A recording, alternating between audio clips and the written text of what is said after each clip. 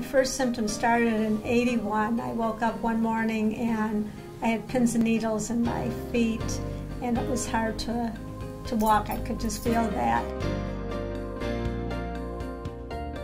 I was at work and my right side went numb and I couldn't move it. So I called a friend and they came and got me and took me to emergency.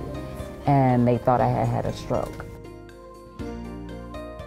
In my case, it was in one eye, and if I looked at your face, from your nose down, it was black. I had to retire from work because of the fatigue, because it was just getting too much. I even went from full-time to 30 hours, and after a year or two of that, I realized I just wasn't functioning, because driving home from work, sometimes I was lucky I had cruise control because my feet were, wasn't going great. Sometimes I can't even shower or don't even want to get dressed or comb my hair.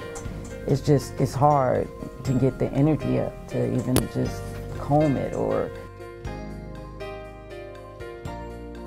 And I would be on IV drips of mega steroids for long times. And I would manage things from my bed.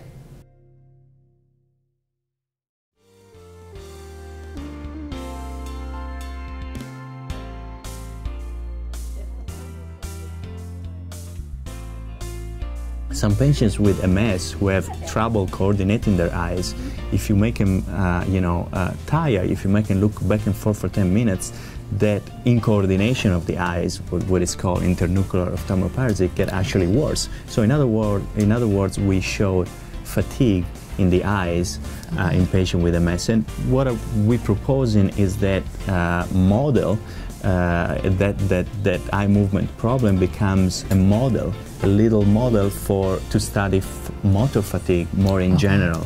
And how would you determine who should be able to take this? Oh, the medication? Mm-hmm. Well, we would examine patient, and those patients who have internuclear ophthalmoparasis would be candidate for the medication, which hopefully would improve their eye coordination and their ocular fatigue. Mm-hmm. And that would be the first It'd step. be a godsend. It would be a blessing, not only for the parents, but for my grandkids and future grandkids coming up, and just get her back to normalcy. It would be nice for those who are newly diagnosed and are younger to be able to keep their quality of life. We need more help with MS.